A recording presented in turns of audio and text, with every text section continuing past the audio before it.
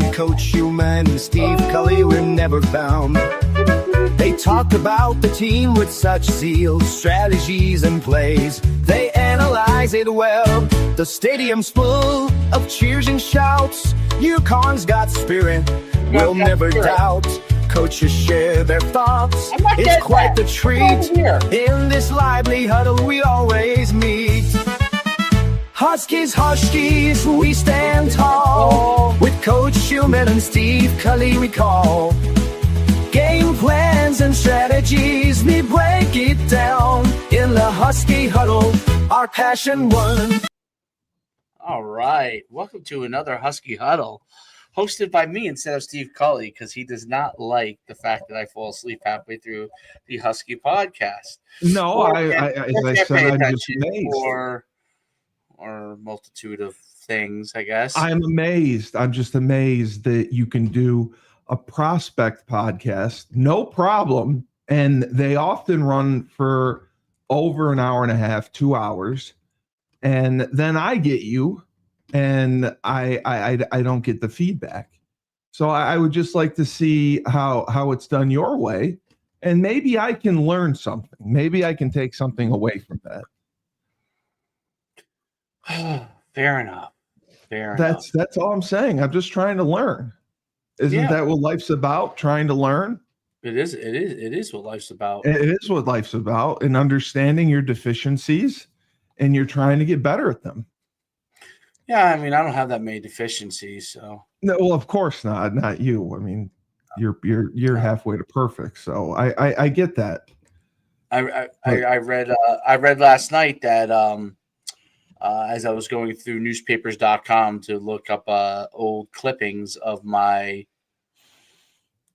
wife's father when he played basketball in high school in semi-pro. And I was looking at them, and there's a lot of cool clippings. And I decided, obviously, to mosey on over to my clippings, which there are endless amounts of. But Google. You just Google, and there's just endless. For newspapers, you got to go to newspapers.com. Right. And you got it's actually hard. I type my name in, it comes right up. You know what I mean? So you would find stuff on you pretty quick. Like if you type Steve Cully and. Well, I only had like 2 articles on me in 3 years, so that's okay. Oh, I bet you I could find out what you have. Let's see. No, there's nothing. Well, in high school, there was a couple after when I played professionally, but not in high school because I was a lineman. Nobody cared about linemen. Well, let's see. I'm a subscriber, so let's see what we can find.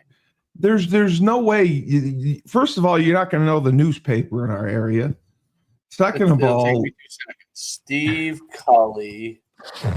Let's see. I'll give a range here. You're a high school.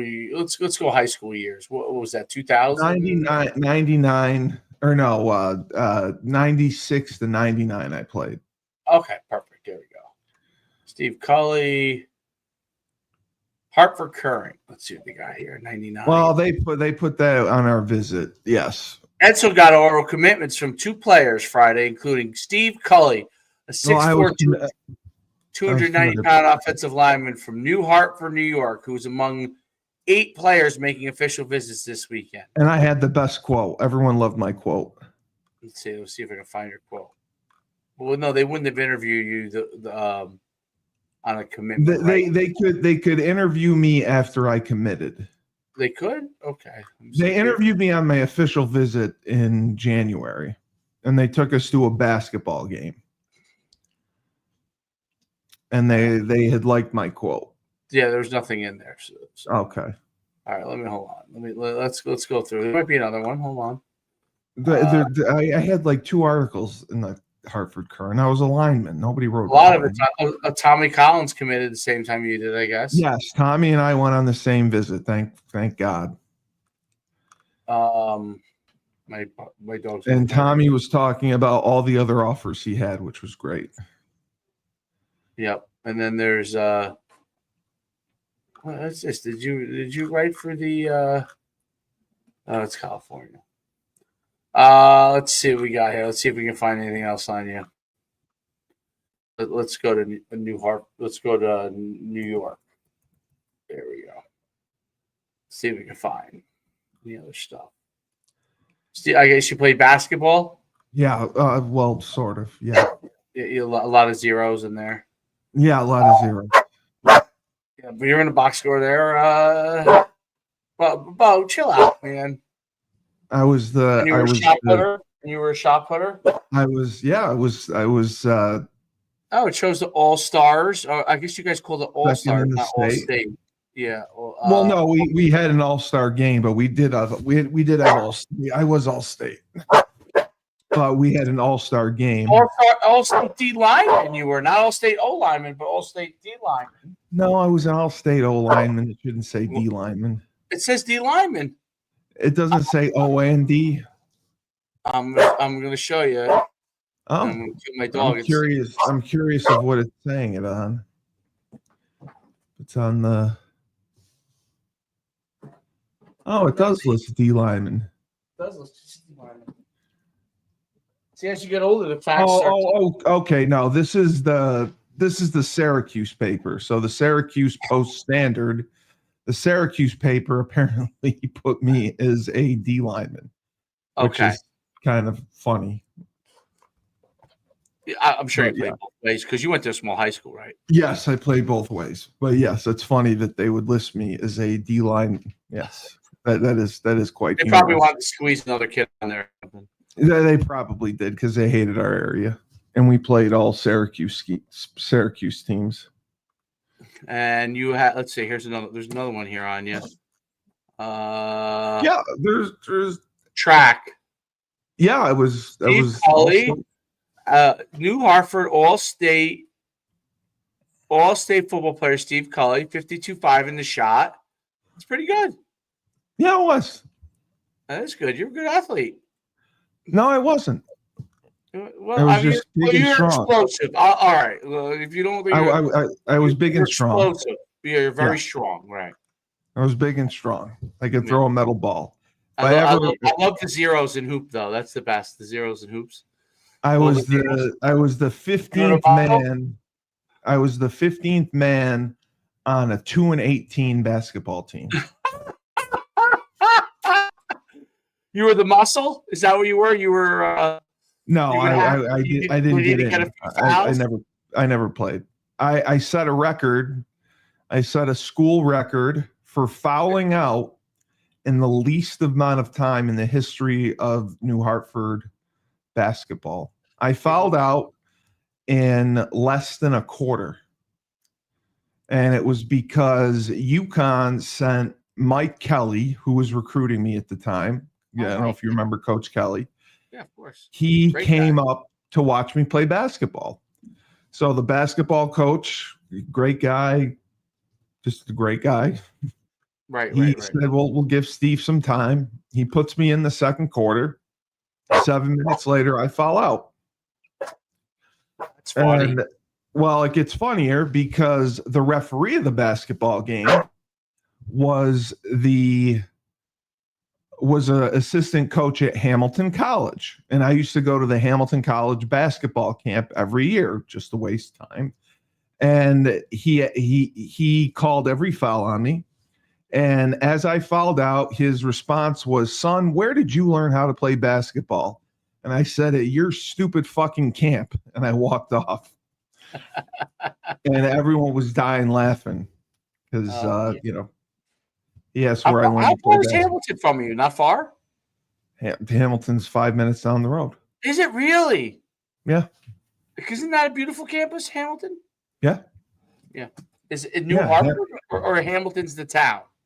No, it's funny. The town is Clinton, New York, and Colgate is in Hamilton, New York. Which so is how the next funny town is after that? Is that the next town after that? Or? No, it's further. It's further away. Further out. Well, that is weird. Yeah, it is weird. But no, the president of Hamilton College lived in our development for years. The president of Utica University lives in our development. But yeah, they all live around here. A lot of the prices at Colgate are high, so a lot of them live in the suburbs.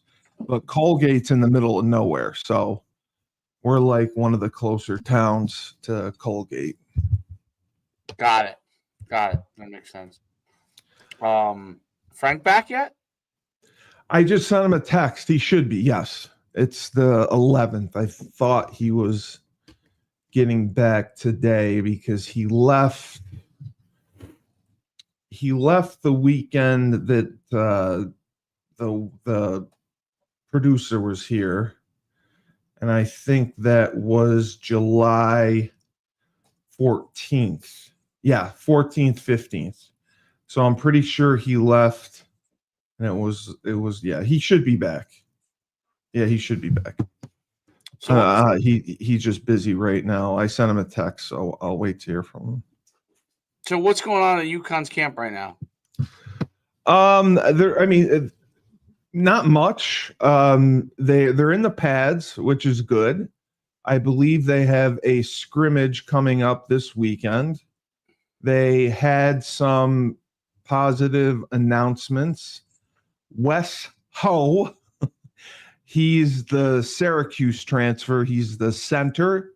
He was named to, this is a big deal, he was named to the Remington Trophy watch list. Oh, yeah. Which is the best center. Offensive lineman. I don't know if it's center or best center. Oh, it is center. Yes, it is center. Dave Remington, center. Yeah, Billy Irwin was named to that as well.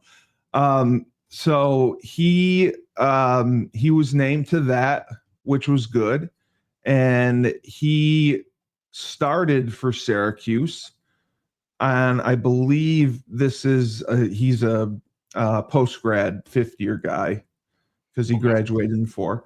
Skylar Bell was named to the Bolitnikoff Award watch list, which is very good.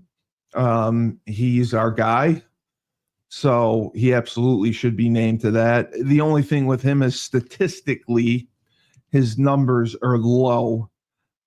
His ability is high, but for his numbers, it's low to be on that list, and hopefully they skyrocket. Cam Edwards, the running back we love, was named to the preseason candidate for the Doak Walker Award, which I think is valid. Wow. Yeah, that's good. I mean, he had 800 yards rushing last year. I mean, he was the guy that they leaned on, besides the kid that transferred to Auburn. So I think with Cam, Mel, and Flowers, I mean, that's a good combination. And then how about this? Tight end, Alex Hunnig, named to college football's Freaks 2025 list. Alex Hunnig?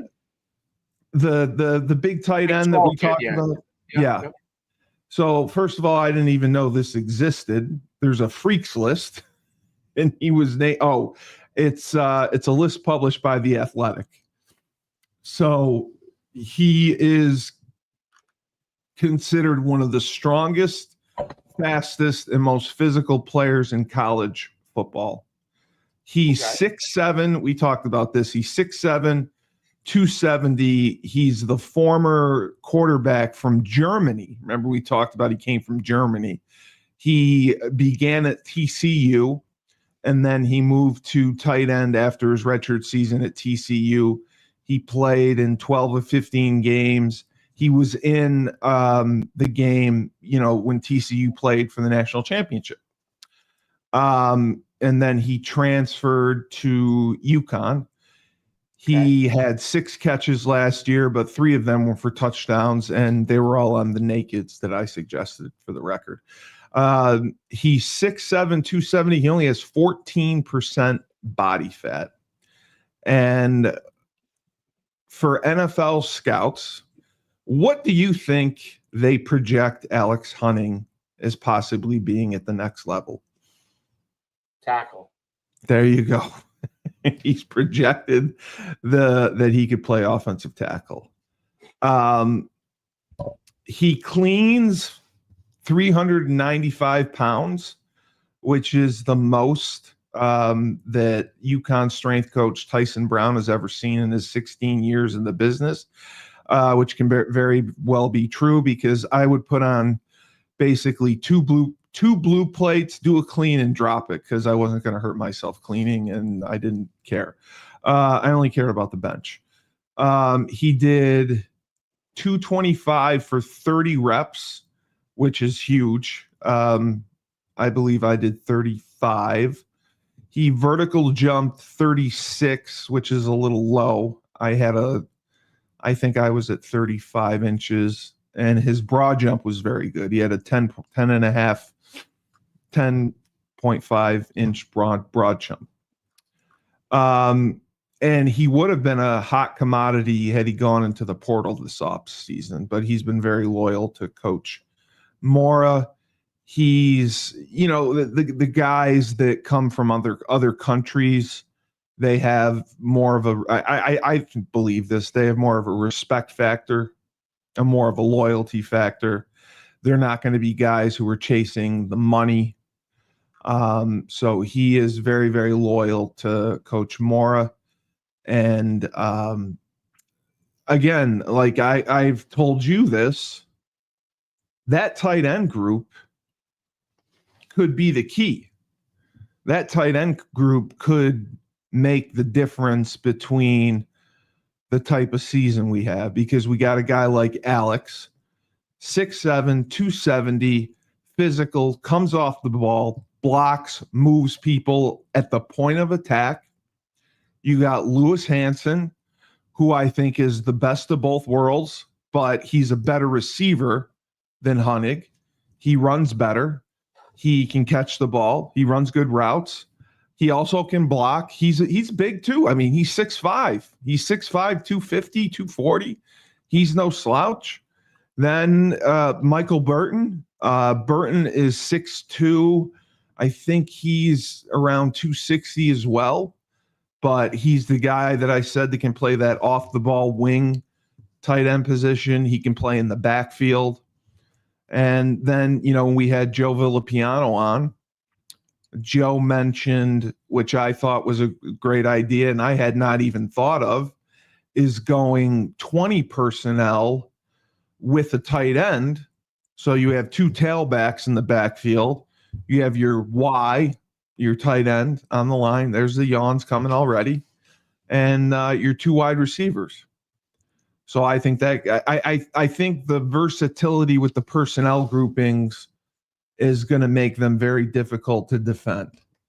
And from the early reports, we got the one report from practice that said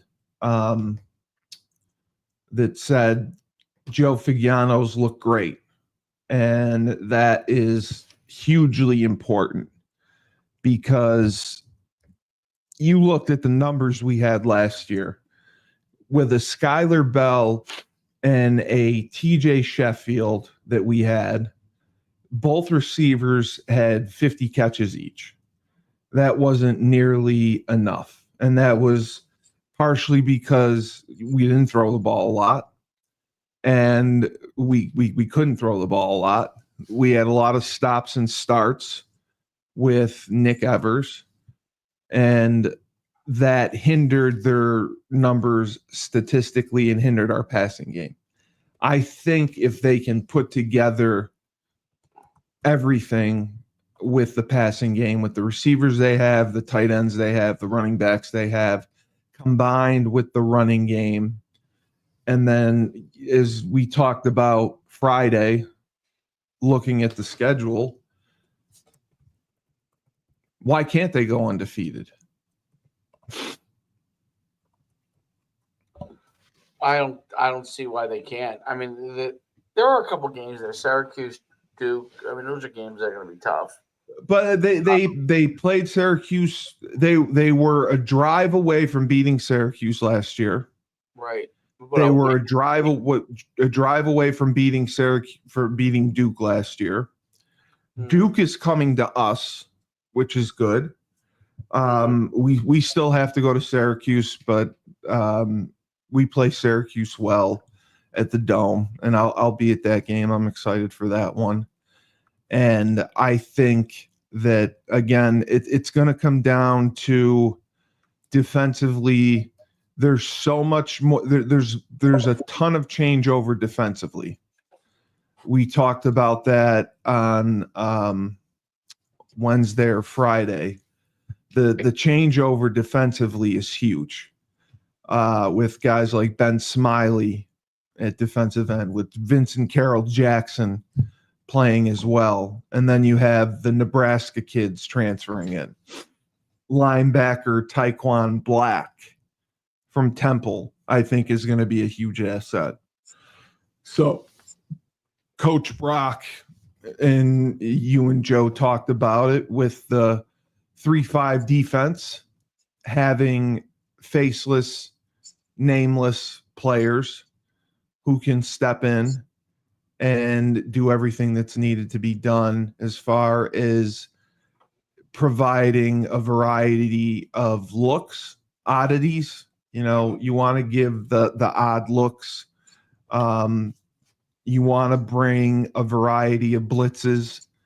So it's an attacking defense. It's not a defense that you're going to sit in.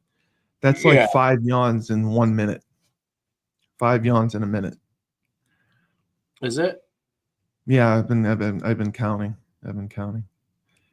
You're a great yawner. I can always tell when it's coming too, because you try to fight it. You try to suck it in and you fight it and you fight it and you fight it and you fight it, and then you just give up.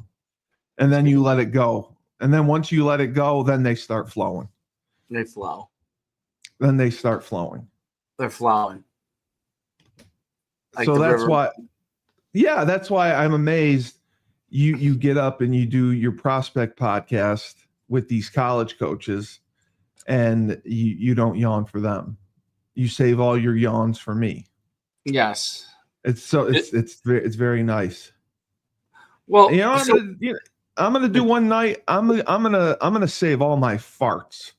I'm gonna fart into the microphone all episode. Every time you yawn, I'm gonna fart. And we'll see how that goes. Yeah, that might not go that well. So they also did the previews. Okay. They did season previews. Obviously, they did not do. They didn't do Central Connect. That must be for the home games. No, it's not. Okay. No, it is. It is for the. It's got to be for the home games. Okay.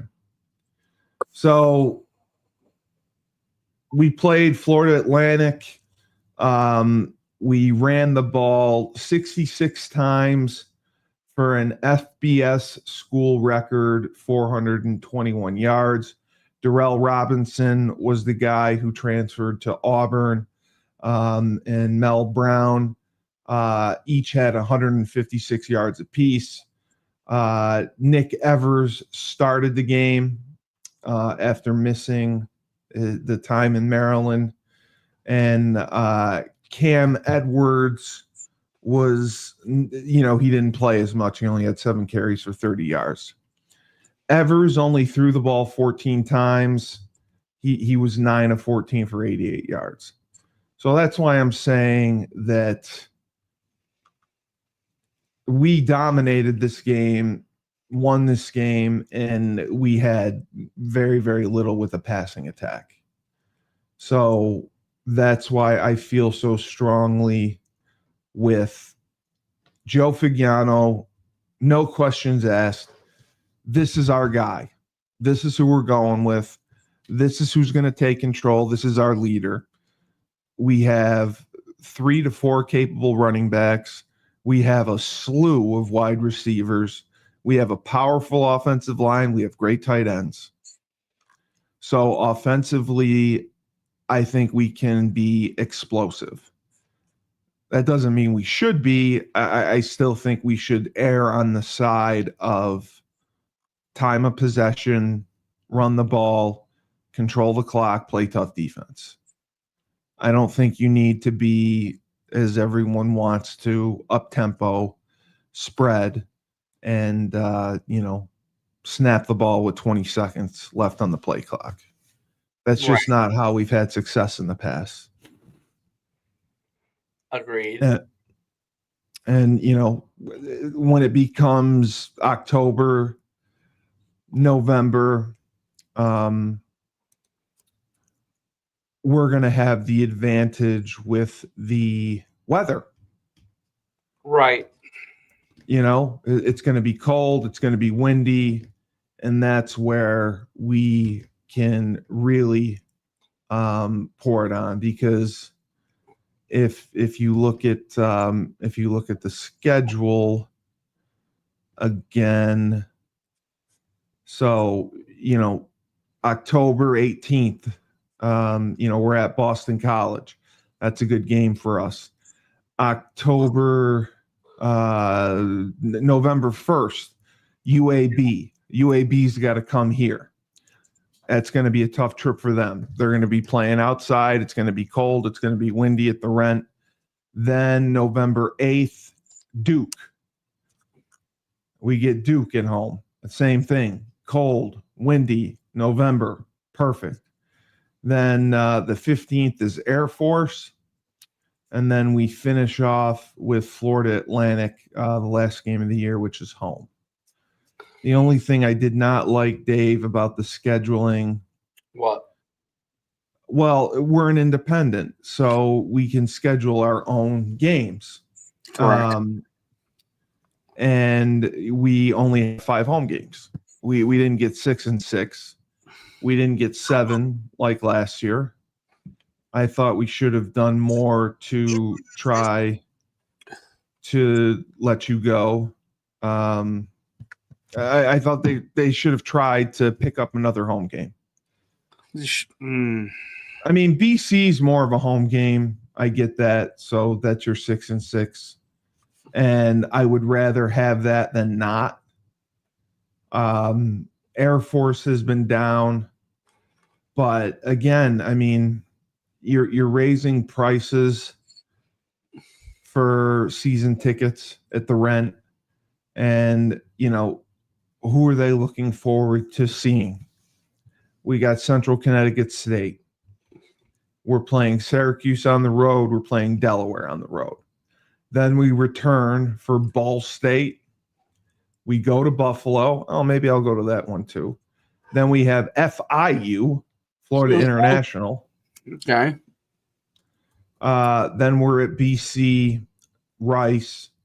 Then we have UAB, Duke, and Air Force to close out the home stretch. And then we're at Florida Atlantic on November 22nd. Interesting. Yeah. I love your response. Interesting. It's interesting. So yeah, it's crazy to think that we're less than 2 weeks away from that first home game. And so I'm also looking, I mean, that's the other thing that's, I had a discussion about Billy Irwin, who played with me, commented on one of the clips that we posted. What did he say? Well, I said that I made the comment to you that we have to put butts in the seats to be attractive to a conference. And Billy said, well, we need ratings as well. It's not so much showing up, it's ratings. Well, we don't have a real television deal. We have CBS Sports Network, but as I'm looking at this, Central Connecticut doesn't appear to be on TV at all. The Syracuse game will be on ESPN Plus, which is good. Delaware is going to be on ESPN Plus. Ball State, FIU. Wow, the BC game they don't even have scheduled right now for television. I'm sure it'll be on ESPN Plus. Rice, there's no TV. So, I mean, basically all the home games will be on CBS Sports Network. Right. Duke will be on CBS Sports Network. Air Force will be on CBS Sports Network. So out of the billions of dollars that the SEC and the Big Ten are getting from their television deals, hundreds of millions of dollars per year that they divvy up between the conference. Right. And, how much do you think we're getting from CBS? Not much. Exactly. So that's why I know they had a ceremony and touted raising $120 something million. I don't know what it's going to. I was told that because I wanted clarification on donations, if you want to donate to help out like operations, like travel, meals, hotels, all that, donate to the Husky Athletic Fund. Right. If you want to donate to help the players, donate to Store Central and the NIL fund. So that's kind of how it's working. And then just trying to read the practice notes.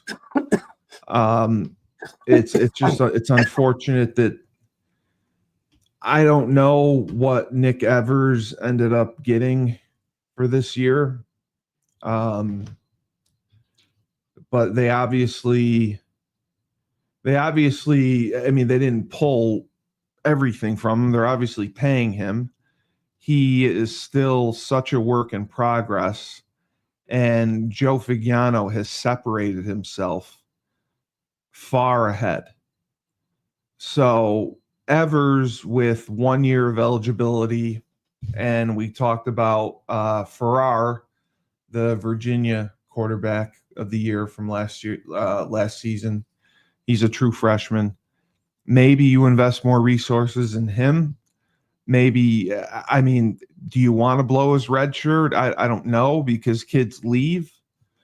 Maybe there's no, I mean, if you redshirt him, maybe he's going to be more attractive to other schools.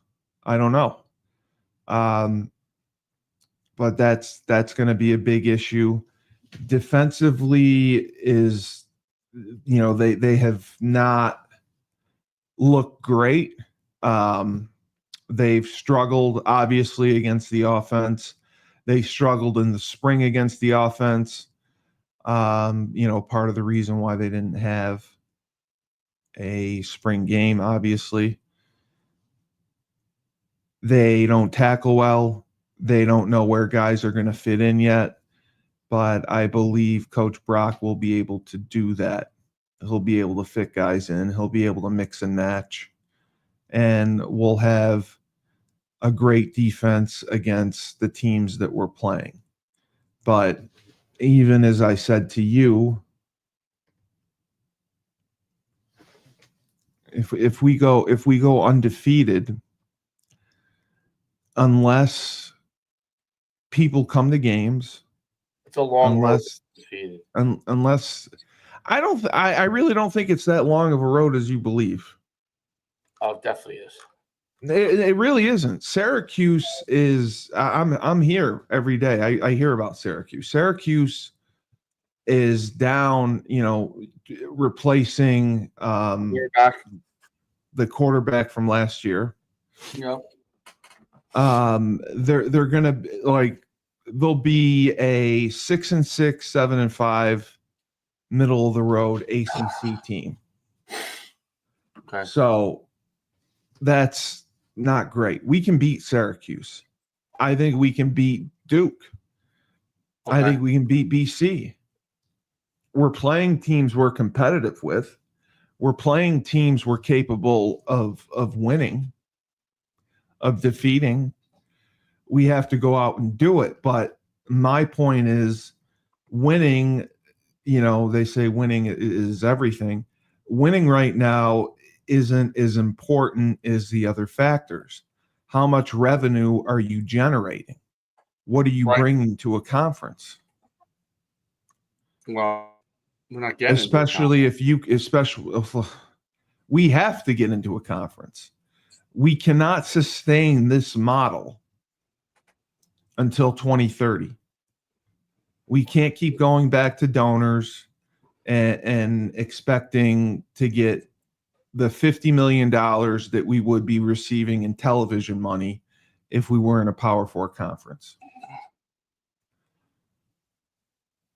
Yeah, I guess you're right. I guess you were right. I mean, listen, the bottom line is, winning should have given us a better opportunity, but I don't know why it doesn't. You know? Why it doesn't? Well, because we're not playing anyone. Yeah. We're not playing anyone. You know, when I was there, the excitement of moving to Division 1A, thanks for showing me your nuts. It's good to see them. They're still there. The excitement of moving to 1A was huge. And, you know, people came. That excitement is gone. There's resentment. There's, you know, basketball's winning. Why aren't we? Yeah, that's true. And for a team who's won 3 national championships in 3 years, 2 men, 1 with the women, to not be invited into a conference is an insult. It's just adding insult to injury. Because there's revenue to be made. You're not telling me if the ACC announced UConn was coming in, there wouldn't be a buzz. You don't think it would help the ACC get a better television deal? Yeah, You don't think might. the renewed rivalries with Syracuse, you know, being able to play Duke, being able to play North Carolina every year, all that would be huge. And we don't have it. And there's a reason we're the only independent team left in the country. Is that true? Yeah, other than Notre Dame. UMass went back to the MAC. They tucked their tails. They went back to the MAC because they understand that if you don't have a conference, you're screwed. Because you have to do everything yourself. You get no support. There's no revenue sharing. And now it's year in and year out that you have to do this. I think you're right. I think the problem is that, well, with revenue sharing, it's going to be less of an issue. There'll be a cap. I don't know how they're going to raise for that, or if they're going to raise, but there will be a cap. What do you mean for revenue sharing? Like when it goes back internal. Oh, for the sports. Yes. Yeah. Yes. Yeah. I'll have a better understanding. No, they announced revenue sharing last year. I don't know how they're going to do it, but obviously they're going to invest the revenue into the sports that generate revenue. Right. Like the rowing team isn't going to be getting $10 million. I mean, what the hell? That's not a tight end. I mean, how that's not a Title IX issue. Because Title IX has nothing to do with revenue. Title IX has to do with scholarship opportunities, as I explained to you. That's why Title IX sued, because they feel that female athletes being paid at the college level less than male athletes is a big deal and needs to be addressed in court and should be part of Title IX. But when Title IX was written, it was inconceivable that college athletes would be paid any kind of revenue. That makes sense. Yeah, it makes sense. Well, I think that they still need the outside if they're going to have a shot. But Well, they have to get into a conference. They can't keep doing this till 2030. Something's got to give. Yeah.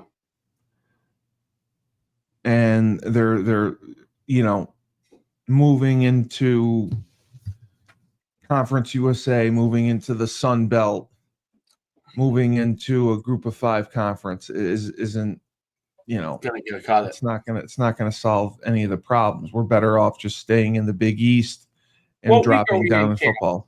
What week are we in camp? Second week, or is this the first week? No, camp's been going on for a while. I told you when I was up there the week of the 28th, they had started. July 28th. So they have like a week 0 game, I'm guessing. Yeah, August 30th is the week 0 game. Okay.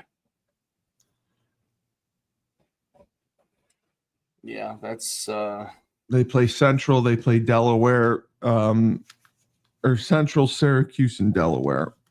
Just kill all those teams. Syracuse will be tougher. Should kill Delaware. Yeah, they should. Yeah, they should. Who did you? You're always tired.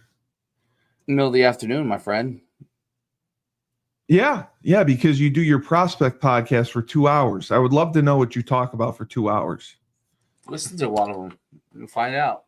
I can't because I want to punch these college coaches who think they have all the answers because they don't. Why? What do you mean? They come on and they do their little spiel about how they know this and reinvented this and they're geniuses. And you know what? College coaching, 99% of it doesn't matter. It's all about who has the best players. What? It's all about who has the best players. I would agree with that to the most part. Bill Samko, the head coach at Tufts, told me 95% of the time the team with the best players wins. Right. So watching film, practicing, out scheming, doesn't matter if you don't have the best players. The one guy who can run like the wind blows is going to make all the difference. That's really it. That's depressing. Well, it's true. It's true. That's why there are no experts. There's schemes that put players in an advantageous position to have success. Right. But otherwise, the team that has the best players wins. Or we'd be seeing more upsets. Okay, you can go take your siesta. I'll find out if Frank is back. I can't wait for Red Republic tonight. Yeah, I can't either. A lot going on. I'm jacked up for that one. A lot going on. Now, that'll wake you up. Like when you look at UConn, right? News, UConn football news. Okay? There isn't any. You type it in. There isn't any. Let's see. Ranked 73rd in RJ Young's top 136. Les Ho, you already spoke about it. Skylar Bell. Morris says the team's better. Of course they are. He has to say that. Mel Brown's maturing into a threat. He's been a threat. He had 800 yards rushing last year or 600 yards rushing last year. A very few amount of carries. Yeah, he averaged like 6 yards a carry. He was awesome. UConn's got to run the ball. Do you listen to a word I say, or do you just turn and play action? Yeah. Play action will be big. I do listen. You don't listen to a word I say. I do. You said it. You don't listen to. I said that because of their running game. Yes, of course. If we have a passing game, it should be very explosive. It should be downfield, and it should provide an incredible compliment to our already devastating offensive running attack with a three-headed monster. Yeah. Absolutely. And we should score 35 points a game, no problem. Hands down. I fully believe that. So there's so little info on you. That's why I said it's frustrating. Every practice there were camp notes. When you played, there were camp notes. There's 0 camp notes. Why? And I don't know. Because the Current doesn't care. The New Haven Register, the Connecticut Post, they don't care. And because UConn is more concerned about putting up videos on X than covering the team, than have someone competent saying so-and-so had a good 7-on-7. Oh, the defense had a great inside run period. Oh, the last part of team, the defense came alive and dominated, and Ben Smiley had 2 sacks. I mean, they just don't cover it. So that's why and maybe it's by choice, because they don't want other schools to know what players are doing well to go after them in the portal. Yeah, I don't know. I don't know why they don't have more coverage. It should be much more covered. I'm just trying to go to UConnHuskies.com here. There's nothing there. I was just there. All there is Alex Hunnig being on the Freaks list, Skylar Bell on the Bolitnikoff list, Cam Edwards on the Doak Walker list, and Wes Ho on the Remington Award list. There's nothing new. Well, I get it to a sense that they don't want to put anyone's name on. There's a main page article. Then what do you think about this pop-up mission? Comes up every time you go to their site. There's a what? A pop-up. It says if you like tickets. Yeah. But anyway, I gotta run. Yeah, I know. I know you. 9 o'clock, 9:30, whatever. What? Do you have practice tonight? Yeah. You have football practice. I'll be done by like 8:30. Yeah. And this is tackle football, right? Yeah. Okay. All right. Good. Apple Republic, baby, tonight. Yeah, that'll be fun. Hopefully begins. Hopefully we'll have Frank. Thanks for the funding, Phil and Kevin Freeman. We'll keep the show going. I told Kevin Freeman, I emailed him. I said, dude, just give us a trial run. Pay us something. Give us a trial run. He didn't respond.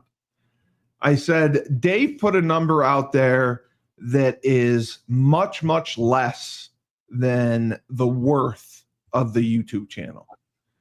The YouTube channel is worth much more than the price that he gave you.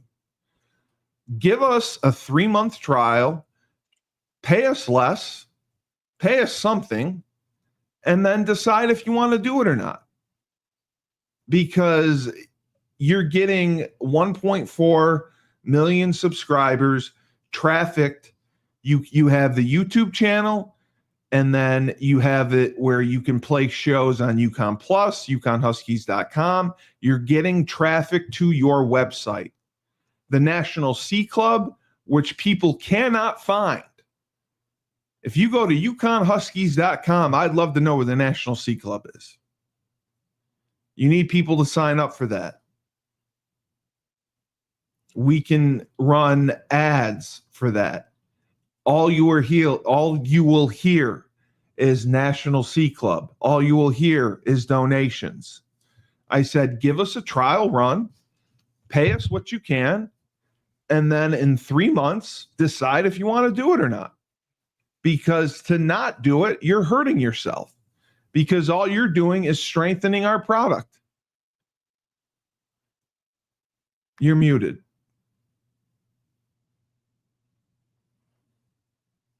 You're still muted. Yeah, I don't. All you're doing is strengthening our product, because we provide entertainment, information with the best coverage of UConn football. I'm gonna go. I have a place I'm going to. So, what do you mean a place you're going to? To get a sponsor. Who do you have? I have a place I'm going to go to. You have a place you're going to go to. Let's see if it works. Well, I talked to Audible and sent some stuff in as well, so I'm hoping. I don't want that. They're not going to give you it. Stop wasting your time. Stop wasting your time. Well, yeah. Who do you go to for sponsors? I'm going to CEOs. And I'm going from there. Okay. All right. Yeah. All right. Well, then remember, when life gives you lemons, don't make lemonade. Just take 2 oranges and bring them to a CEO.